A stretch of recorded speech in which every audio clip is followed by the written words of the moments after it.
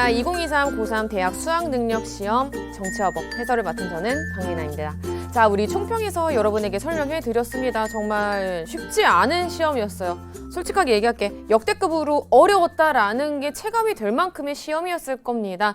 일단 결과가 어찌 되었든지 간에 정말 고생 많았고요. 뭐 자세한 내용은 선생님이 총평에서 얘기했으니까 총평을 통해서 한 번만 더 확인해 주시고 선생님은 그냥 바로 본격적으로 1번부터 20번까지 해설 쭉 진행해 보도록 하겠습니다. 자, 이제 우리 1번 문제 살펴보도록 하겠습니다. 뭐 예상했던 것처럼 정치를 바라보는 관점 나왔습니다. 1번 문제까지는 시간을 절약해서 빠르게 풀어주실 거라고 예상 한번 해봅니다. 자, 고등학교 학생회가 학교 축제 운영을 둘러싼 갈등을 해결하는 합리적 방안을 모색하기 위해 토론회를 개최하는 활동, 정치라고 볼 수 있을까요? 아니요, 정치라고 볼 수 없습니다. 정치란 국가 수준에서 나타나는 특유한 현상이다라고 보기 때문에 갑은 좁은 의미의 정치가 되는 거겠죠. 반면에 넓은 의미의 정치에서 을은 얘기를 하고 있습니다. 뭐라고 말하고 있냐면요. 이렇게 하고 있어요. 네, 이러한 학교 축제 운영을 위한 토론회 개최 정치라고 볼 수 있습니다. 정치는 모든 사회 집단에서 갈등을 조정하고 해결하는 과정입니다. 라고 말하기 때문이죠. 되셨죠? 그럼 1번 선지부터 바로 한번 살펴보도록 하겠습니다. 갑의 관점은 국가의 의사결정 활동과 국가 이외의 사회 집단의 의사결정 활동을 모두 정치라고 본다. 잘못된 설명이죠. 왜? 갑은 좁은 의미의 정치, 국가의 의사결정 활동에 한정시켜서 정치를 바라보고 있는 거죠. 따라서 1번은 잘못된 설명이 됩니다. 어렵지 않았고요. 2번 살펴보도록 하겠습니다. 사회 집단 내에서 권력의 형성, 분배되는 과정을 을은 정치라고 당연히 보겠죠. 모든 사회 집단에서 나타나는 현상이라고 보는 거니까. 자, 이제 우리 3번 한번 살펴보도록 하겠습니다. 국가의 공권력 행사를 통한 사회 질서 유지와 갈등 해결 과정을 정치라고 본다. 뭔가 국가와 관련된 일이죠. 우리 국가와 관련된 활동을 정치로 보는 관점은 좁은 의미의 정치뿐만이 아니라 넓은 의미의 정치 모두에 해당이 되는 설명이겠죠. 따라서 갑과 을 모두에 해당하는 설명이기 때문에 3번은 잘못된 설명이 됩니다. 4번 가보도록 하겠습니다. 한정된 자원 배분과 관련된 갈등 해결 과정에 참여하는 정치 주체가 더 다양하다라고 보는 것은 바로 넓은 의미의 정치에 해당하는 설명이 되는 거겠죠. 지금 을의 관점에 비해 갑의 관점은 바뀌어서 나와야 되는 거겠죠. 따라서 4번 잘못된 설명이 되는 거고요. 마지막 5번 살펴보도록 하겠습니다. 자, 우리 5번의 포인트는 바로 여기가 되는 거였죠. 정부가 소상공인 지원을 위해서 예산을 긴급하게 편성해서 제공을 하는 것은 국가와 관련된 활동에 포함이 되는 거기 때문에 갑의 관점과 을의 관점 모두 해당이 되는 거겠죠. 1번의 정답은 5번이라고 시간을 절약해서 빠르게 풀 수 있는 문제였습니다. 딱히 꼬는 부분도 없었어요. 우리 늘 연습했던 그 문제가 자신 있게 풀 수 있도록 배치가 되었습니다. 자, 우리 이번 문제까지도 아마 여러분 어렵지 않게 풀었을 겁니다. 정치 참여 집단과 관련된 부분이 시험 문제 딱 2번에 나왔어요. 여러분 여기서도 시간을 압축하셨어야 됐었을 것입니다. 자, 공익 추구를 목적으로 결성된 A는 우리 아직은 조금 애매하다. 조금 쭉 읽어보자. B의 공약 수립에 영향을 줄 수 있다. 오케이. 그러면 공약을 수립하는 주체는 A, B, C 나와 있는 단서 조항으로 따져보면은 어디가 되는 거예요? B는 정당이 되는 거겠죠. 자, 그렇다면 A는 공익 추구를 목적으로 결성이 되었다. 그럼 나머지 시민단체가 될 겁니다. C는 이익집단이 되겠죠. 자, 우리 C가 이익집단인 거 한 번 더 옆에서 확인해볼까? 자신의 특수이익을 추구하는 과정에서 오케이. 그럼 우리 A, B, C 이렇게 특정 지어 놓고 한번 문제 풀어보도록 하겠습니다. A는 시민단체는 정권 획득을 위해 여기서부터 잘못됐네. 1번 잘못된 설명. 2번 B는 정치 과정에서 정책 집행의 주체인 국가기관과 관련 없습니다. 왜? 국가기관은 쉽게 설명하면 전체 정치 과정 중에서 정책을 결정하고 집행할 수 있는 공식적인 권한을 부여받은 건데 정당한 이와 관계가 없는 거죠. 잘못된 설명.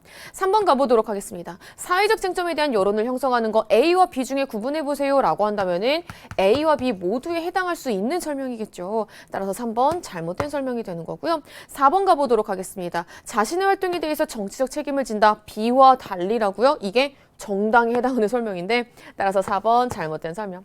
5번 가보도록 하겠습니다. 정부 정책에 대한 감시와 비판의 기능, 시민단체와 이익집단 모두 수행한다. 정답 몇 번? 5번. 어렵지 않게 2번까지도 시간 절약해서 풀 수 있었던 문제였습니다. 자, 우리 3번 문제 가보도록 하겠습니다. 법치주의를 바라보는 관점에 대한 설명입니다. 제시문 자체도 길지 않고요. 여러분들이 빨리 A와 B 찾을 수 있었을 겁니다. A는 국가 권력 작용의 근거가 되는 법률이 합법적 절차에 따라 제정되었으면 내용과 관계없이 정당하다. 그러면 형식적 법치주의에 해당하는 설명이 되는 거겠죠. 반면에 B는 법률이 절차적 합법성을 갖추어야 할 뿐만이 아니라 실질적 정당성에도 부합해야 된다라고 보기 때문에 실질적 법치주의에 해당하는 설명이 되는 겁니다. 되셨나요? 1번부터 한번 가보도록 하겠습니다. 합법적 절차를 거쳐 제정된 법률일지라도 형식적 법치주의는 시민의 권리를 침해할 수 있다. 라는 것을 간과하기 때문에 이게 한계점으로 작용을 하는 거겠죠. 형식적 법치주의에 따라서 그대로 옳은 설명이 됩니다. 정답 1번 끝. 나머지 내용도 봅시다. 자, 실질적 법치주의는 법률이 헌법적 가치에 부합하는지 여부를 심사하는 제도를 인정한다. 3번 살펴보도록 하겠습니다. 국가기관의 구성과 운영이 의회가 미리 제정한 법률에 근거해야 된다. 4글자로 줄이는 거 우리 연습 많이 했었죠. 법치주의 어디에 해당하는 설명이에요? A와 B 모두에 해당하는 설명이 되는 거겠죠. 3번 잘못된 설명. 자, 이제 4번 가보도록 하겠습니다. 국가 권력으로부터 시민의 기본권을 보장하는 것을 목적으로 한다. 실질적 법치주의에 해당하지 않는다고요? 잘못된 설명이 되는 거겠죠. 자, 이제 우리 마지막 5번 한번 가보도록 하겠습니다. 행정, 입법, 사법 모두 다 법률에 근거해야 되는 거죠. 입법, 행정, 사법을 결국 다 모두 다 합쳐보면은 국가 권력의 행사와 관련되어 있는 내용입니다. 국가 권력의 행사는 법률에 근거해야 되는 거죠. 행정과 달리 입법과 사법은 법률에 근거를 두어야 된다. 잘못된 설명이 되는 겁니다. 따라서 정답 몇 번? 3번에 1번 니라고 1면에 1, 2, 3번까지 수월하게 푸셨을 겁니다. 자, 이제 우리 4번 살펴보도록 하겠습니다. 헌법의 기본 원리와 관련되어 있는 설명입니다. 우리 헌법은 침략적 전쟁을 부인하며 국제법을 존중한다라고 되어 있는데 이는 무엇을 구현하기 위한 것? 그렇지. 국제 평화주의를 구현하기 위한 것이다. 이 협약이 국내법과 같은 효력을 갖는 것은 헌법상 국제법 존중주의에 부합할 뿐만이 아니라 이제부터 포인트죠. 우리 헌법의 기본 원리가 만약에 제시문이 길어졌어. 예를 들면은 기본권과 관련된 내용도 제시문이 길어졌어. 제시문이 길어졌을 때 여러분이 조심을 해야 될 점은 바로 힌트가 되는 문장을 찾아내는 거였죠. 힌트가 되는 문장 봅시다. 국민의 인간다운 생활을 할 권리 보장을 위해 국가의 적극적 역할을 강조하는 B는 복지국가의 원리. 됐나요? 여기까지. 그럼 우리 1번부터 한번 살펴보도록 하겠습니다. 자, 1번을 정답으로 한 친구들 은근히 있다? 있다. 왜? 재외국민 보자마자 아유 1번이네 라고 했을 텐데 끝까지 읽으셔야 되는 거죠. 법률로서 재외국민의 선거권을 보장하는 거야. 즉 국민이 주인으로서 참여할 수 있는 권리를 보장하는 것과 연결이 되는 거니까 국민주권주의와 연결시킬 수 있는 거겠죠. 따라서 1번 잘못된 설명이 되는 겁니다. 여기 조금 혹시 아까 선생님이 높아심에 걱정하는 부분. 자, 우리 2번 살펴보도록 하겠습니다. 2번도 높아심. A에 따르면 대통령이 국회 비준을 거쳐 체결한 조약은 국내법과 같은 효력을 가진다. 이거 맞는 설명이죠. 라고 체크했으면은 낭패. 왜? 여기가 잘못됐죠. 대통령이 국회 비준을 거쳐라뇨. 조약에 대한 체결 비준권은 원칙적으로 누가 갖고 있는 거였죠? 대통령의 권한이었죠. 중요조약의 경우에 이에 대한 무엇을 국회가 행사하는 거였어요? 동의권을 행사하는 거였죠. 따라서 2번은 잘못된 설명이 되는 거겠죠. 정답 2번 체크한 사람이 있을까 봐 또 약간 높아심. 자, 이제 우리 3번 가보도록 하겠습니다. 적정한 소득 분배를 목적으로 하는 국가의 경제 규제와 조정을 복지국가의 원리에서는 인정하는 거겠죠. 4번 살펴보도록 하겠습니다. 복지국가 원리 실현을 위해 사회보장, 사회복지 증진에 노력할 의무를 국가에 부여하고 있다. 그대로 실현 방안으로 우리가 연습했던 부분입니다. 4번의 정답은 4번. 자, 우리 마지막 5번 한번 살펴보도록 하겠습니다. 전통문화의 계승 발전과 민중문화의 창달을 위한 국가의 의무를 강조하는 것은 어떤 헌법의 기본 원리와 연결되어 있을까요? 그렇죠. 문화국가의 원리겠죠. 하지만 지금 A와 B는 문화국가의 원리와 관련이 없기 때문에 5번 잘못된 설명이 돼서 4번의 정답은 4번 니라고. 여기까지도 약간 4번의 1, 2번이 조금 선생님이 걱정되기는 하지만 그래도 어렵지 않게 풀었을 겁니다. 자, 이제 1면에 5번부터 여러분이 많이 힘들었을 겁니다. 인정. 자, 그런데 솔직하게 얘기해 줄게. 이게 여러분이 수능이라는 뭔가 그 긴장되는 상황, 내가 처음으로 보는 정말 긴급성은 법을 모른다? 라고 하는 이런 말, 이런 프레임들, 수능이라는 요 시험장, 요 프레임을 걷어내면은요, 여러분 충분히 풀어낼 수 있는 부분이고요. 선생님이 강조했던 내용, 심지어 선생님이 그때 범죄 성립 요건을 공부할 때 제발 문장으로 외워라. 이거 그냥 대충 사례로 기억을 하려고 하지 말고 여러분이 문장으로 외워줘야 될 것들이 몇 개 있다. 그 문장으로 내가 그때 선생님 수능 개념 교재 보면은 내가 수능 특강 강의할 때도 그렇고 1번, 2번, 3번 넘버링에서 알려준 그 내용과 연결이 되어 있습니다. 아마도 넘버링에서 공부했던 친구들은 어렵지 않게 풀었을 거고요. 선생님이 리을 선지할 때 한 번 더 얘기를 할 텐데 내가 올해 나 요거 예외가 촉이 와 라고 했는데 죄형법정주의 예외 상황 그 촉이 딱 맞아떨어졌어요. 풀면서 소름. 여러분도 그랬겠지? 깜짝 놀랐어. 이번에 죄형법정주의가 그냥 나오는 게 아니라 예외랑 관련된 내용이 충분히 나올 것 같은데 라고 했는데 충분히 나왔습니다. 특히 요 예외 상황을 아는지 모르는지가 정답을 가르는 핵심 키포인트가 됐던 거였죠. 우리는 그 핵심 열쇠를 잘 잡았을 거라 믿습니다. 자, 그럼 우리 5번 한번 가보도록 하겠습니다. 긴급성은 법을 모른다. 이게 뭔 말이에요? 괜찮아. 옆으로 넘어가.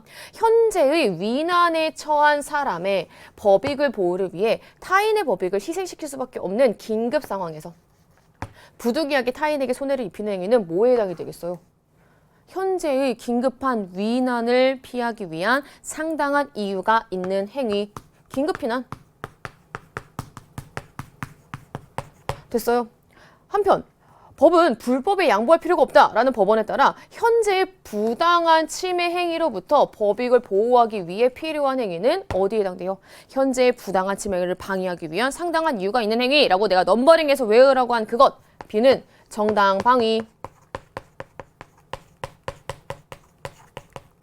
A, B 모두 법질서 전체의 관점에서 정당화되어 처벌되지 않는 사유이지만 B는 위법한 침해를 전제로 하고 있다라는 점에서 그 대상이 부당한 위법한 대상이어야 된다라고 하는 것도 우리가 수능 특강 참고 자료를 통해서 봤던 내용 중에 하나입니다. 위난이 위법할 것을 요구하지 않는 긴급 피난과 구별된다. 됐나요? 자, 그럼 이제 우리 기억부터 한번 살펴보도록 하겠습니다. 요렇게 끊어봐. A로 인정되는 타인의 행위. 긴급 피난으로 인정되는 타인의 행위로부터 자신을 보호하기 위한 행위는 지금 요거는 위법한 침해랑 관련이 되어 있는 거예요. 관련되어 있지 않은 거죠. 구성 요건에 해당하더라도 정당방위가 인정되지 않는 거죠. 왜? 정당방위는 현재의 부당한 침해를 방해하기 위한 상당한 이유가 있는 행위죠. 근데 지금 이 상황은 긴급 피난으로 인정되는 타인의 행위이기 때문에 관련되어 있지 않죠. 그렇기 때문에 정당방위가 인정되지 않는 겁니다. 이게 말뜻을 여러분이 처음에 잘 해석을 했었어야 될 거예요. 이 문맥을. 됐어요? 따라서 일단 기억 옳은 설명. 자, 이제 우리 니은 한번 가보도록 하겠습니다. 선생님 이거 넘버링에서 외우라는 게 여기서 또 빛을 반짝반짝 발하는 겁니다. 내가 긴급피난 정당방위를 외울 때 1번, 2번, 3번으로 나눠서 외우라 라고 했었어요. 2번과 3번이 각각 긴급피난의 경우에는 현재의 위난을 피하기 위한 상당한 이유가 있는 행위. 정당방위는 현재의 부당한 침해를 방해하기 위한 상당한 이유가 있는 행위. 자, 각각의 1번들이 어떻게 들어갔었죠? 그렇죠. 자신 또는 타인의 법익을 위해 라고 들어갔을 겁니다. 따라서 타인의 법익을 보호하기 위한 경우에 인정이 된다. 달리 잘못됐죠. A와 B 모두 해당이 될 수 있는 설명이었을 겁니다. 니은 잘못된 설명. 자, D급 가보도록 하겠습니다. A와 B 모두 형식적 의미의 형법 뭐였죠? 정말 이름이 말 그대로 명칭이 형법인 형법전에 규정되어 있죠. 그대로 옳은 설명. 자, 여러분을 헷갈리게 했던 리을. 여기 이제 문제 푸는 포인트. 왜냐면은 선지가 기역 니은, 기역 디귿, 니은 디귿, 니은 리을 이렇게 끝나는 게 아니라 기역 디귿과 기역 디귿 리을이 갈리죠. 2번이냐 4번이냐. 그래서 이게 난도가 높았던 겁니다. 리을 선지로. 그리고 선지의 배열 때문에. 자, 이게 선생님이 얘기했던 죄형법정주의 예외와는 관련된 상황입니다. A 또는 B의 인정법위를 확대하는 유추해석을 여러분이 보자마자 유추해석은 무조건 안 되지. 이거는 죄형법정주의 위배되는 거야 라고 동그라미 치고 기역 디귿 리을이 정답이야. 정답 4번이라고 체크했던 경우도 있을 겁니다. 됐어요? 자, 그런데 유추해석으로 피고인에 대한 처벌 범위를 축소하는 것은 선생님이랑 같이 공부했던 친구들 아마 워딩으로 내가 꼭 기억하라고 했을 거야. 유추해석으로 피고인에게 불리하게 적용하면 안 되라는 거죠. 불리하게 적용하면 안 돼. 유추해석으로 피고인에게 유리하게 되는 경우에는 인정이라고 했습니다. 이게 바로 유추해석 금지의 원칙의 예외였죠. 정리되셨어요? 다시 한번 해보자. 결국에 유추해석으로 피고인에 대한 처벌 범위를 축소하는 것은 예외적으로 인정하는 거였죠. 그럼 죄형 법정주의에 위배되는 겁니까? 아니요, 위배되지 않는 거겠죠. 따라서 리을 잘못된 설명이 돼서 정답은 몇 번? 기억 디귿에 해당하는 2번 이렇게 되는 겁니다. 5번 문제를 푸는 포인트는 떨지 않고 A와 B를 찾아내는 거였습니다. 하지만 또 이걸 문장 그 자체로 외웠다면은 조금 떨리지만 그래도 찾아낼 수 있었을 거예요. 그리고 두 번째, 리을 유추해석 금지의 예외 상황. 요거 기억하는 게 5번 문제의 포인트였을 겁니다. 자, 우리 이렇게 해서 1면의 문제를 마무리했습니다. 사실 5번 문제를 제외하고는 수월하다 못해, 평이하다 못해 쉬운 문제들이었어요. 자, 이제 2면으로 넘어가 보도록 하겠습니다. 자, 우리 2면의 6번부터 이 부분을 꼼꼼하게 공부 안 한 친구들은 분명히 헷갈렸을 겁니다. 일단 가보도록 하겠습니다. A랑 B는 지방의회, 지방자치단체 중 하나이다 라고 되어 있습니다. 우리나라 지자체 기관 AB에 대해 설명해 보세요. 일단 밑에 선생님의 설명을 보니까 두 사람의 설명은 옳고 나머지 한 사람의 설명은 옳지 않습니다 라고 되어 있어. 누가 옳고 그른지 아직은 모르니까 이렇게 체크해보자. 지방자치단체의 사무에 관한 감사조사권. 와, 요거 혹시나 이게 어디였더라 라고 막 시간을 보낸 게 아니라 맞아. 선생님이 지방자치단체에서 지방의회와 지방자치단체장은 입법부와 행정부의 관계에 연결시켜서 공부하라 그랬어. 우리나라 입법부인 국회가 국정감사 및 국정조사권 있으니까 행정사무에 대한 감사권과 조사권 지방의회가 갖는다라고 했지 라고 스무스하게 유추한 친구들은 어렵지 않게 일단은 찾아냈을 겁니다. 이게 지방의회라는 거. 지역구 의원과 비례대표 의원으로 구성이 되는 것 역시 일단은 지방의회에 해당하는 설명입니다. 이 부분 체크할게. 지방자치단체의 집행기관으로서 법령의 범위 내에서 끝까지 읽어야 돼. 조례를 제정한다라고 되어 있어? 아니지. 조례를 집행한다라고 되어 있지. 그럼 지금 내가 표시한 부분은 뭐에 대한 설명이야? 지방자치단체 장에 해당이 되는 설명이겠죠. 여기까지 됐어요. 자, 여러분 만약에 B가 지방의회라면은 말이 될까요? 아니 B가 지방의회라면은 을만 옳은 설명이고 갑과 병은 잘못된 설명이잖아. 그건 두 사람의 설명이 옳지 않은 건데 선생님의 말과 맞지 아니하는 거죠. 그럼 결국에 어떻게 되는 거야? A가 지방의회가 되고 B가 지방자치단체장이 된다면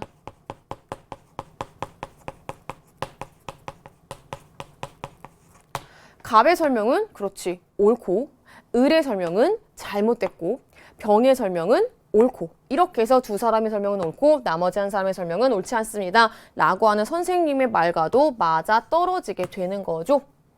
됐죠? 가보도록 합시다. 1번, 지방자치단체를 대표하고 지방행정사무를 총괄하는 것은 지방자치단체장의 역할이었습니다. 2번 가보도록 하겠습니다. 2번도 아까 내가 얘기한 것처럼 떠올려줬으면 어렵지 않았을 거야. 나 이거 안 했는데 라고 할 게 아니라 잘 봐. 선생님이 수능 개념 설명할 때도 수능 특강 설명할 때도 여러 번 여러분에게 설명해드렸던 부분이었어요. 우리나라 국회, 입법부가 예산과 관련해서 하는 과정이 뭐였어요? 예산안 심의 확정권이었죠. 그대로 지방자치단체 단위에서도 지방의회에서도 의결기관인 지방의회에서 그 역할을 담당하는 겁니다. 따라서 B가 아니라 A라고 고쳐줘야겠죠. 만약에 여기서부터 제대로 개념이 안 잡혀 있었더라면 시간을 엄청 많이 허비했을 거예요. 근데 문제는 6번에서 시간을 쓰고 나머지 문제들이 수월했으면 괜찮았을 텐데 여기는 지옥의 이면이죠. 7번, 8번, 10번 뭐 하나 쉽게 넘어가는 게 없죠. 그렇다고 9번이 쉬웠나? 또 그것도 아니었어요. 이해되셨어요? 어쨌거나 이런 문제 정도는 정확한 개념을 토대로 탄탄하게 풀어낼 수 있었던 문제였습니다. 사실. 자, 우리 3번 가보도록 하겠습니다. 지방자치단체의 사무에 대한 규칙을 제정할 수 있는 거 지방자치단체 장이었죠. 정답은 3번. 자, 우리 4번, 5번도 봅시다. 자, B와 달리 A를 견제할 수 있는 수단으로 주민소환 제도가 있다라고 되어 있는데 우리 주민소환의 대상 선생님이 외우자라고 했었습니다. 지방자치단체장과 지방의회 의원, 비례대표 의원은 제외. 그렇기 때문에 어쨌거나 지방자치단체장도 주민소환제도를 통해서 주민들이 견제할 수 있겠죠. B와 달리 잘못된 설명. 자, 우리 마지막 5번 가보도록 하겠습니다. 이거 내가 많이 강조했던 거다. 이거 무조건 수평, 수직을 생각하는 게 아니라 머릿속으로 떠올리자. A와 B 모두 중앙정부와는 어떤 관계야? 수직적 권력 분립의 관계가 되는 거겠죠. 이해되셨어요? 따라서 정답 6번에 3번 이렇게 체크할 수 있습니다. 자, 이제 7번부터 한번 가보도록 하겠습니다. 정신적 충격은 아마 여러분도 조금 입었을 것 같아요. 가봅시다. 갑 소유의 건물을 임차하여 식당을 운영하는 을이 에어컨 실외기 교체를 원해서 갑은 설치업체 사장 병과 공사 계약을 체결하였다. 일단 여기 포인트. 갑과 병이 공사 계약을 체결하였다. 병의 직원 정이 공사 중에 실외기를 떨어뜨렸어요. 아니 실외기를 교체하려고 하는데 걔를 떨어뜨린 거야. 위험한 상황. 갑의 자동차를 파손하였다라고 되어 있어요. 한번 끊을게. 이제 또 다른 이야기가 나와.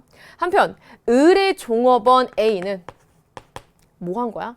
B가 주문한, 여기가 포인트야. 그럼 결국에 음식 주문 계약과 관련된 거는 누가 체결한 거야? B와 A가 체결한 거야? B와 을이 체결한 거야? 그렇죠. 음식 주문과 관련된 계약은 B와 을이 체결한 거겠죠. 이해됐어요? A는 뭐 한 거야? 그냥 배달한 겁니다. 근데 우리가 생각한 그 상황은 일단 나오지 않아요. 왠지 종업원 A가 나오면은 A가 배달하는 과정에서 누구를 이렇게 치고 막 이런 내용이 나올 것 같은데 다른 내용이 나옵니다. 상한 유제품과 주문한 음식을 포장해서 배달하였고 이를 먹고 배탈이 난 B가 을의 식당에서 항의를 했대요. 아니 저기요. 상한 유제품을 주시면 어떡해요? 지금 배탈이 났잖아요. 막 이렇게 항의를 하는데 낡은 천장이 무너지며 제대로 읽은 거 맞아요, 여러분. 낡은 천장이 무너지며 누가 다쳤대? 여기 체크. 을과 B가 다쳤대. 낡은 천장. 공작물. 이거 하나 체크. 주문한 식사 지연으로 이제 또 다른 내용이 나와요. 주문한 식사 지연으로 화가 난 손님 C는 17살이야. 미성년자야 일단은. 그럼 일단 조금 감이 오지. 시비 끝에 A 종업원을 폭행했고 왜 내 음식 안 나와? 이렇게 팍 폭행했고 다친 A가 정신적 충격을 입었다. 우리도 충격을 입었어. 헉! 건물 천장도 무너졌는데 지금 갑자기 음식이 안 나온다고 사람을 치다니. C의 법정 대리인은 D이다. 1번부터 보자. 천천히. 자, 우리 채무불이행 책임은 계약을 체결한 당사자 사이에서 이루어진다. 이거 머릿속에 넣고 1번 살펴보시면 되겠죠. 을은 B에게 채무불이행 책임을 지고 왜요? 지금 음식을 정확하게 아니 음식 배달의 목표는 뭐야? 쉽게 계약의 내용은 주문한 음식을 정확하게 배달을 해주는 거죠. 근데 상한 유제품을 배달을 했으면은 계약의 내용을 제대로 이행하지 않은 거죠. 따라서 을은 B에게 채무불이행 책임을 지고 여기까지는 옳은 설명. 병은 갑과 을에게 채무불이행 책임을 진다라고 되어 있는데 좀 꼼꼼하게 봅시다. 결국에 계약은 누구와 누가 한 거예요? 갑과 병이 체결한 거죠. 따라서 병은 갑에게는 채무불이행 책임을 질 수 있지만 을과는 관련되어 있지 않은 거죠. 따라서 1번 잘못된 설명. 2번 가보도록 하겠습니다. 을이 공작물의 점유자로서 왜? 지금 어디에서? 식당에서 항의하고 있잖아. 식당에서 항의하고 있으니까 을은 이 낡은 천장의 점유자야. 을이 만약에 공작물 점유자로서 특수불법 행위 책임을 지지 않으면은 2차적으로 이제 누구에게 넘어가? 그렇지. 소유자인 갑에게 넘어가는 거죠. 갑은 B뿐만이 아니라 을에게도 공작물 소유자로서 특수불법행위 책임을 진다. 공작물의 점유자 및 소유자 책임 모두 다 특수불법행위 책임이었죠. 그리고 천장이 무너지면서 B와 을 모두 다 다쳤기 때문에 2번이 정답이 되는 거겠죠. 여러분 이게 제시문이 길고 지금 내가 생각한 상황이 안 나와서 당황했을 거예요. 종업원 보자마자 종업원이 오토바이를 운행하다 누구를 쳐야 되는데 전혀 다른 상황이네. 오히려 종업원이 맞았네. 이것 때문에 막 여러 상황이 복잡해서 헷갈렸겠지만 솔직히 하고 나서 보니까 정답을 찾는 게 정말 어렵지 않았죠. 됐어요. 자, 이제 우리 3번 한번 살펴보도록 하겠습니다. 병 이제 누구예요? 여기 정에 대한, 정은 누구였어요? 병의 피용자, 사용자. 병이 정에 대한 선임 및 사무감독에 상당한 주의 의무를 다했으면 사용자가 피용자에 대한 선임 및 주의 감독 의무를 다했으면 어떻게 되는 거예요? 책임이 면제될 수 있는 거죠. 따라서 병은 갑에게 사용자로서 특수불법행위를 책임다? 아니죠. 책임이 면제될 수 있는 케이스에 해당이 되는 거였죠. 따라서 3번 잘못된 설명. 4번 살펴보도록 하겠습니다. 요거는 수월하게 여러분이 푸실 수 있죠. C는 누구예요? 아까 저기 종업원 때린 친구. C가 A에 대해서 재산상의 손해를 배상하였다면은 A는 C에게 정신적 손해에 대한 위자료는 청구할 수 없다. 잘못된 설명이죠. 따라서 4번도 잘못된 설명. 마지막 5번 가보도록 하겠습니다. 5번. C에게 책임 능력이 인정이 된다. 이거 미성년자라는 거 포인트 잡아주셨어야 되죠. 책임 능력이 있는 미성년자야. 책임 능력이 있는 미성년자의 경우에는 D에게 법정 감독 의무 위반이 있으면 D는 A에게 아이고 여기가 틀렸네. 특수불법행위 책임을 지는 거 아니죠. 책임 능력이 있는데 책임 무능력자 감독을 칩니까? 말이 안 되지. 책임 능력이 있는데 왜 책임 무능력자의 감독적 책임이야? 말이 안 돼. 5번 잘못된 설명. 따라서 정답은 몇 번? 7번에 2번.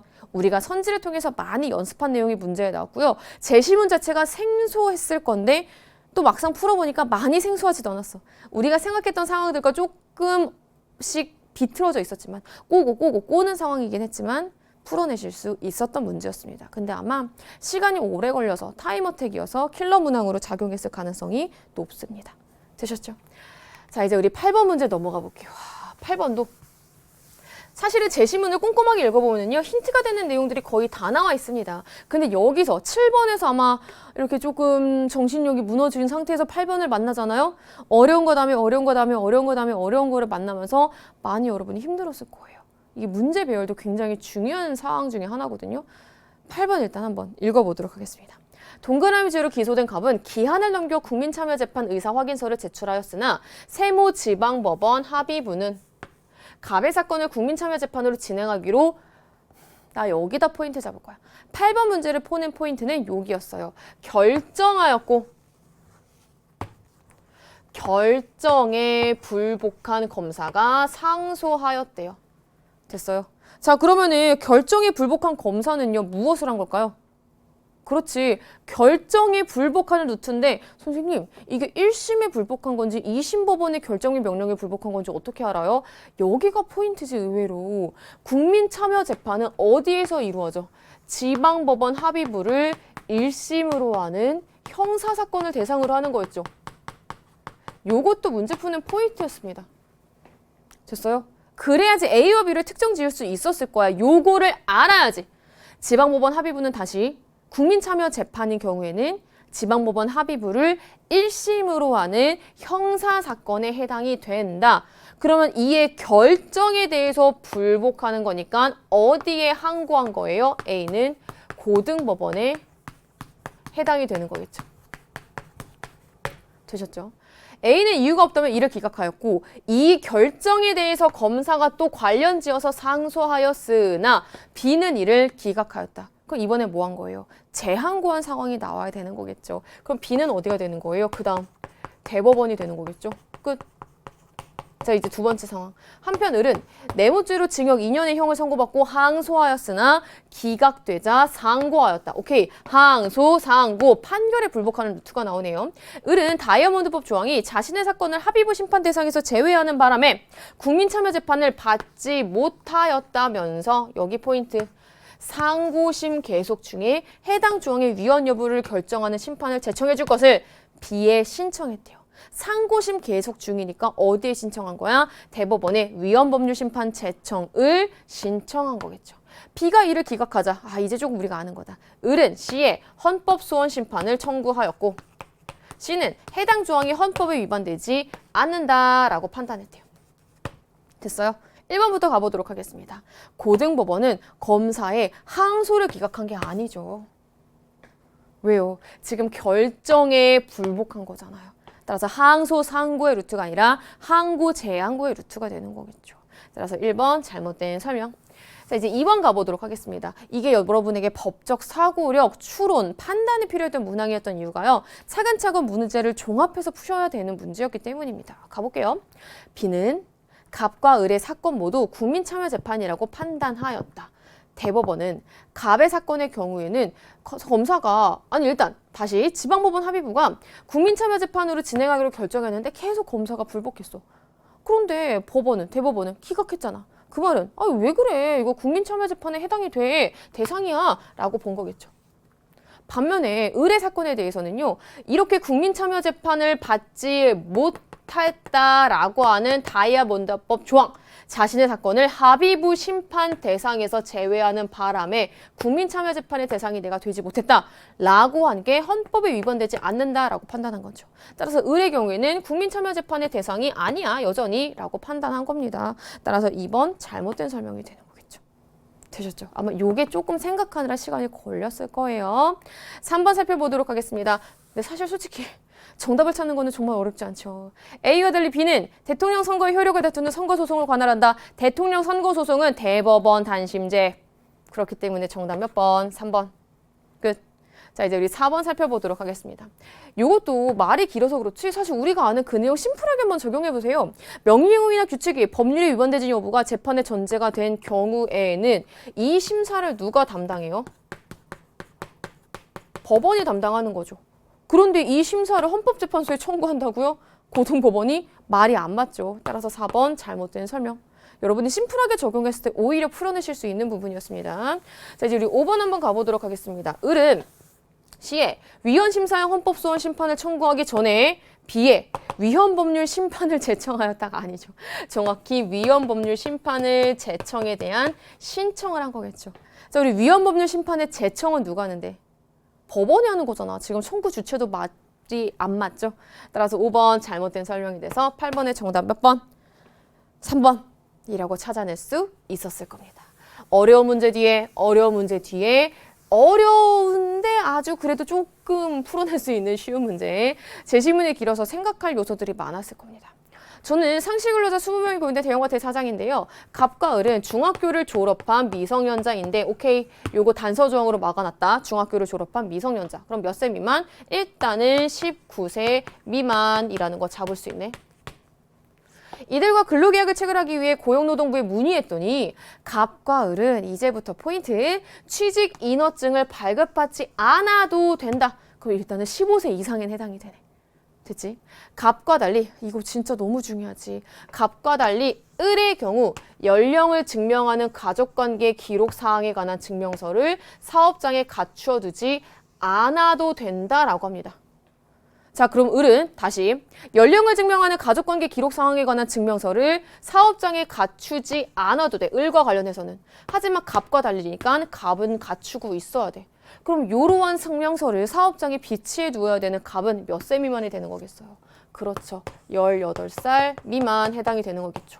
물론 두 경우 케이스 모두 다 15세 이상에 해당이 되는 거고. 반면에 을은요. 몇 살이겠어요? 딱 특정 지을 수 있어. 선생님 어떻게 특정 지을 수 있어요? 봐봐. 18살 미만은 아니야. 그런데 19세 미만이야. 그러면 딱 몇 살만 해당해? 18살. 되셨죠? 여기까지. 됐어요? 그럼 주중에 연소근로자 누구? 갑만 해당이 되는 상황입니다. 이후 갑, 을과 각각 근로조건에 합의한 뒤 각자에게 교부한 근로계약서 내용의 일부는 다음과 같습니다. 근로계약 기간은 3개월, 업무 내용은 맡은 데 불품전이 이렇게 소정 근로시간은 9시부터 17시, 휴게 시간을 제외하면 근로시간은 7시간이 되는 거겠죠. 임금은 법정 최저임금으로 하고 근무일은 수요일부터 일요일까지입니다. 그럼 수, 목, 금, 토, 일, 5일이 되는 거겠죠. 근로기준법상 이 계약에 관한 법적 조언 좀 해주세요. 이제 가에 들어갈 법적 조언을 봅시다. 갑과 주휴일에 대해서 합의했더라도 주휴일을 서면으로 명시해 주어야 하는 거죠. 왜? 근로계약서에 명시해야 되는 내용 뭐였어요? 계약 내용, 근로 내용, 주휴일, 근로시간, 근로장소, 요거는 근로계약서에 명시되어야 되는 내용으로 우리가 공부했던 거였죠. 따라서 옳은 건 정답 1번. 나머지 내용도 보자. 요거 헷갈릴 수 있었는데 학평 문제에 자주 나왔던 함정이었어요. 갑의 일요일에 근로계약 내용대로 근무할 경우에 갑에게 통상임금의 50%를 가산해서 지급해야 됩니다. 아니 근데 잘 봐. 일요일의 경우에는요. 근로를 제공하기로 한 날입니다. 근로를 제공하기로 한 날이기 때문에 휴일 근로에 포함이 되지 않는 거죠. 그렇기 때문에 통상임금의 50%를 가산해서 지급해야 되는 상황과 맞지 않습니다. 이거는 근로를 제공하기로 한 날에 해당이 되는 거니까요. 요거 우리가 합평 문제를 통해서 많이 연습했었습니다. 자, 이제 3번 살펴보도록 하겠습니다. 을의 근로시간을 매 근무일 2시간씩 연장하는 것은 그러면은 일주일에는 몇 시간이 되는 거예요? 수, 목, 금, 토, 일, 일주일에는 10시간. 을과의 합의가 있는 경우에는 근로기준법에 위배됩니까? 아니죠. 왜? 을은 지금 나이가 몇 살이야? 연소 근로자가 아닌 근로자잖아요. 그러면 연장 근로의 경우에는 사용자와 근로자의 합의가 있는 경우에 일주일에 12시간 이내에 가능한 거죠. 위배되는 거 아니죠. 되셨죠? 자, 이제 우리 4번 한번 살펴보도록 하겠습니다. 각각 을에게 적용하는 법정 근로시간 동일하지 않죠. 연소 근로자와 그렇지 않은 근로자 다릅니다. 4번 잘못된 설명.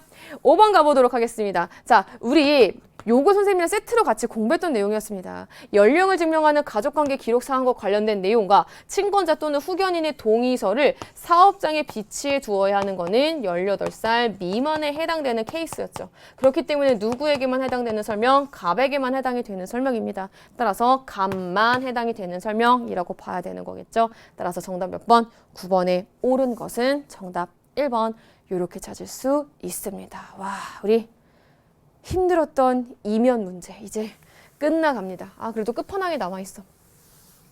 정부 형태 문제인데요. 일단 표 자체가 굉장히 생소할 거야. 아, 퍼센트는 그래, 퍼센트 나올 수 있지. 의회 내에서 의석률. 아니 근데 요 앞에 플러스 마이너스가 왜 붙냐고 라고 많이 속상했을 텐데, 자 봅시다. 아, 그리고 표에는 t 플러스 1, t 플러스 2, t 플러스 3만 있는데 t 시기는 왜 나오냐고. 왜 나오긴 그냥 우리가 그럼 써주면 되지. 일단 읽어보자. 시기별 정부 형태는 전형적인 대통령제 또는 의원내각제 중 어느 하나에 해당이 된대요. T에서 T 플러스 3까지 중 여기가 포인트야. 요거 알아야지 문제 풀 수 있었어. 정부 형태는 1회 변경되었고 딱 한 번만 바뀔 때. 딱 한 번만. T 시기의 정부 형태는 직전 시기의 정부 형태와 동일하며 각 시기의 정부 형태는 해당 시기 내에서는 동일하대. 그러니까 T에서 T 플러스 1, T 플러스 2, T 플러스 3으로 가는 동안 딱 한 번만 변경되고 같은 시기 내에는 정부 형태가 쭉 이어진다라는 내용입니다. 행정부 수반의 소속 정당은 여기도 포인트. T 플러스 1 시기를 제외한 나머지 시기에서 모두 원내 제1당이다. 갑국의 의회의 T시기 정당별 의석수는 A당 160석, B당 120석, C당 20석이고 표는 시기별 정당의 직전 시기 대비, 여기다 포인트. 직전 시기 대비 의석수 증감률을 나타낸다. 직전 시기 대비이기 때문에 여러분이 그대로 적어주시면 되겠죠. 여기 문제 푸는 포인트는 쉬운 거부터 먼저 적어줘. 쉬운 거부터. 여기다 하나 있다. 총 의석수는 300석으로 동일하대. 요거 하나 포인트 잡고. 자, 여기 120석에서 50%가 늘었어. 여기다가 170이라고 쓰면 좀 속상하지. 120이 50%니까 120 플러스 60이라고 해서 180석이라고 써주셔야 됩니다. 됐어요? 20석 중에서 20%가 늘었대. 그럼 4석이 늘었기 때문에 24석이 되는 거겠죠. 자, 그럼 나머지 A당은 160석 중에 40%가 줄어들었다. 40%가 감소했다라는 걸로 풀어도 되지만 사실 요 둘에서 더하고 300에서 빼줘도 풀 수 있는 거겠죠. 96. 되셨나요? 자, 이제 조심해야 되는 거. T 플러스 2 시기는요. T 시기를 기준으로 계산을 하시면은 절대 안 됩니다. 포인트가 바로 여기였어. 직전 시기 대비. 그러면은 T 플러스 2 시기는 어디 대비? T 플러스 1 시기에 대비해서 여러분이 찾아주셔야 되는 거예요. 우리 끝에서부터 볼게요. C당은 24석이었는데 50%가 증가했대. 그렇지. 그러면 12석이 더 증가해서 36석이 되는 거겠죠. 정리되셨어요? 우리 마찬가지로 방법을 해주면은 144석, 마찬가지 방법을 해주면은 120석 이렇게 표현할 수 있는 거겠죠. 되셨나요? 여기까지? 자, 이제 직전 시기 대비 T 플러스 3 시기에는요, 각각 이런 결과가 나왔다라고 되어 있습니다. 자, 그렇다면 여러분이 여기서 같은 숫자네 라고 계산을 하는 게 아니라 직전 시기 대비 50%가 줄었으니까 18석 이렇게 써주실 수 있겠죠. 나머지도 같은 방법대로 계산을 해보면은 이런 결과가 나올 겁니다. 되셨나요? 여기까지. 됐다. 이게 그냥 증감률을 가지고 선생님이 의석 수로 나타낸 거예요. 여기서 또 끝난 게 아니다. 이제부터 정부 형태에 대입을 해야 돼. 여기 하나만 체크해볼까요, 미리? T 플러스 1 시기를 제외한 나머지 시기에서 모두 원내 제1당이 행정부 수반의 소속 정당이래요. 원내 제1당이 행정부 수반의 소속 정당이다 라고 하는 것도 일단은 표에 나와 있는 상황에서 한번 체크해 보도록 하겠습니다. 1번, T 플러스 1 시기에 과반 해석을 차지한 다수당의 내각 불신임 결의로 국정 불안이 초래될 수 있다. 선생님 근데 정부 형태로 아무것도 모르는데 T 플러스 1 시기와 관련해서 제가 풀 수 있을까요? 풀 수 있어. 왜? 포인트가 바로 이 부분이라고 했잖아요. 선생님 방금 요거를 잡은 데는 다 이유가 있어요. 자, 우리 T 플러스 1 시기에는요, 지금 300석 중에 과반 해석을 차지한 정당이 있어요, 없어요? 있어요. 근데 원내제 1당에서 행정부 수반이 나왔어요? 안 나왔어요. 자, 다시 한번 우리 T 플러스 원식이를 한번 생각해 보세요. 만약에 의원 내각제였다면은 행정부 수반의 소속 정당이 어디였겠어요? 그렇죠. B당이었겠죠. 근데 그렇지 않다라고 하는 거는 무엇을 의미하는 거예요? 그렇죠. T 플러스 원식이는 대통령제다라고 하는 거를 딱 정해놓을 수 있는 게 되는 거겠죠. 정리되셨어요? 다시 의원 내각제였다면은 여기서 행정부 수반이 쏙 나왔겠지. 근데 그게 아니라며. T 플러스 원식이를 제외했다며. 그렇다면 결국 T 플러스 원식에는 뭐가 되는 거야? 대통령제라고 딱 박아서 우리가 생각해 볼 수 있습니다. 자, 이제 넘어가 보자. 1번. 과반 의석을 차지한 다수당에 아이고 고민할 것도 없어. 전형적인 대통령제인데 내각 불신임이 왜 나와? 1번 잘못된 설명. 됐죠? 이제 2번 가보도록 하겠습니다. 자, 여기다 체크해볼게. 내각의 존립이 의회의 신임에 의존한데 어떤 정부 형태? 의원 내각제. T시기가 의원 내각제래. T시기가 의원 내각제. 여기다가 한번 적어볼게. T 플러스 2시기의 의회는 여대 야소 상응으로. 선생님 T 플러스 2시기는 어떻게 알아요? 잘 봐. T 플러스 1시기는 대통령제로 선생님이 고정을 시켜놨어. 근데 정부 형태는 한 번 변경됐대. 제가 한 번 변경됐어. 여기서 또 의원 내각제로 변경되면 2번 변경되는 거잖아. 말이 안 되지. 그럼 나머지는 계속 대통령제로 이어지는 거예요. 결국 T 플러스 2시기는 대통령제가 되는 거예요.